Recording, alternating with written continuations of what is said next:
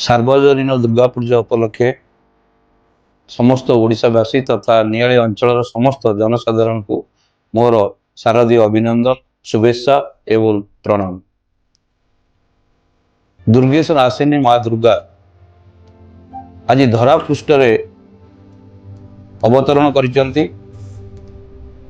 आज ओडिशार समस्त शक्तिपीठ चलचंचल माँ दुर्गा पनी ठारू सहर अंचल मध्य माटी मूर्ति तथा मौलिया मूर्ति पूजा पाउछंती।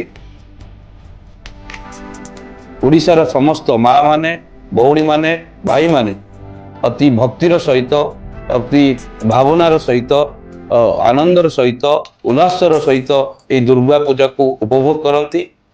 एवं आज समस्त ओडिशा रे प्रत्येक अंचल आज चलचंचल हो उठी एक भक्तिमय भावमय परिवेश सृष्टि होती।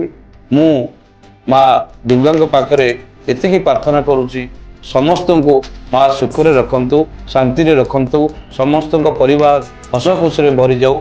मु पुणी थे यही शारदीय दुर्गा पूजा उपलक्षे समस्त को मु अशेष शुभेच्छा एवं अभिनंदन करुच्ची।